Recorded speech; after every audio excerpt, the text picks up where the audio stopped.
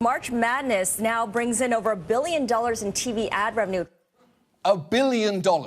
That's more than the Super Bowl.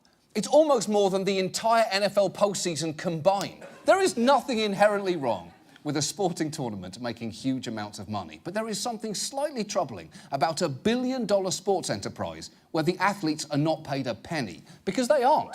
And as the head of the NCAA, Mark Emmett, will tell you, they don't want that to change. There's not even a salary to debate. They're not employees, they're students. The fact is they're not employees, they're student athletes. I can't say often enough, obviously, that student athletes are students. They are not employees. The only other people who say they're not employees that much are people who run illegal sweatshops out of their basements. Oh, they're not employees. It's a summer camp where they make the same T-shirt over and over again, thousands of times. The NCAA claim that while student athletes are not being paid, they are being compensated with something incredibly valuable. We provide them with remarkable opportunities to get an education at the finest universities on earth. That's American universities and colleges. Yes, athletes are paid in an education, the only currency more difficult to spend than Bitcoin. And look, a 4-year education is undeniably valuable, assuming that 1, you don't get hurt and lose your scholarship, which can happen, and 2, that you have time to study. Because if you're a student athlete playing top-level basketball or football, that can be difficult. He's right.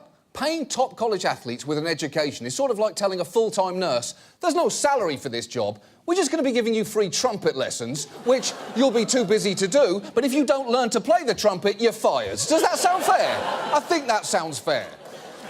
And if you're thinking, well, they'll all get rich when they become professional athletes, that's true, in a fractional number of cases, because less than 2% of college basketball and football players go pro. So if you're an athlete who dreams of being a Viking or a wizard, you probably have about the same chance of becoming an actual Viking or an actual wizard.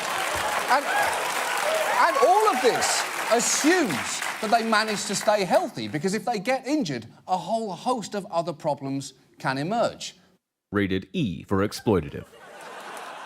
New from LWT Sports, March Sadness 2015, the most authentic college basketball game of all time, because any game can give you the excitement of college athletics, but that's only about 2% of your week. For the first time, you'll get to experience the other 98%, while living in constant fear of losing your scholarship, be it from a career-ending injury, accidentally accepting a free lunch when you're hungry, or directly profiting in any way from the value of your work.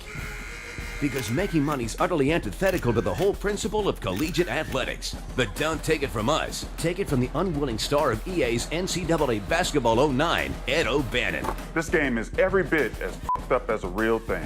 You'll get to create your own player and enjoy an authentic student-athlete experience. Because our game puts just as much emphasis on an education as a real NCAA Division I school does. Are you ready for your Swahili exam? Congratulations, student. You speak Swahili. Now, back to the gym. Or you can choose School Administrator mode, where your only job is figuring out how to somehow remain a non-profit. You want a stadium across from your stadium? How about a rocket ship? But be careful, because if you use a penny of that money to pay your players, game over. The point is, no matter which mode you choose, you're guaranteed all the joy of top-level college athletics. March Sadness 2015.